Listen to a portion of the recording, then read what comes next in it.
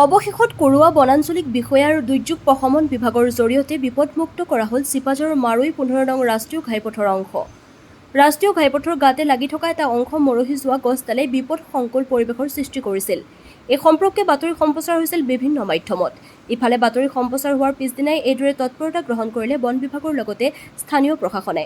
গছজোপা কাটি অঞ্চলটোৰ লগতে পথচাৰীসকলকো বিপদমুক্ত কৰাত অঞ্চলবাসীয়ে সকাহ অনুভৱ কৰিছে।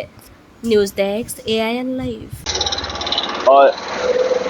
চিপাঝাৰ মাৰৈৰ ওচৰত ৰাষ্ট্ৰীয় ঘাইপথৰ ওচৰতে থকা এজোপা ডাঙৰ গছ ৰেইন ট্ৰী, তাত দুটামান ডাল খুব বিপদসংকুলভাৱে আছিলে বুলি আমাক স্থানীয় ৰাইজে জনাইছিলে আৰু আপোনালোকৰ সংবাদ মাধ্যম যোগেও আজি আমি গম পাইছিলোঁ। আৰু লগে লগে আমি চিপাঝাৰ ৰাজচক্ৰ কাৰ্যালয়ৰ তৰফৰ পৰা তথা আমাৰ গুৰুৱা আঞ্চলিক আমাৰ বন সংমণ্ডলৰ বিষয়াসকল আছে, চিপাঝাৰ আৰক্ষী থানাৰ লোকসকল আছে আৰু APDCL-ৰ লোকসকল আছে আৰু আমাৰ সমজিলা কাৰ্যালয়ৰ আমাৰ এডমিনিষ্ট্ৰেশ্যনৰ মানুহ আছে। আমি উপস্থিত হৈ এই যি বিপদসংকুলভাৱে থকা গছকেইডাল আমি আজি কাটি পেলাই এইখিনি আমি মুক্ত কৰিবলৈ আমি সক্ষম হওঁ।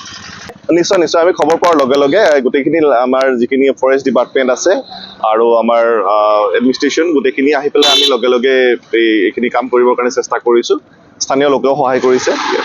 হয় নিশ্চয় তেওঁলোকে আছে, তেওঁলোকে গছখিনি সুকলমে কাটি পেলাই আৰু একো অনিষ্ট নোহোৱাকৈ সুকলমে কাটি পেলাই এইখিনি আজৰি কৰিব পাৰিছোঁ। তাৰ বাবে আমি তেওঁলোকক ধন্যবাদ জ্ঞাপন কৰিছোঁ।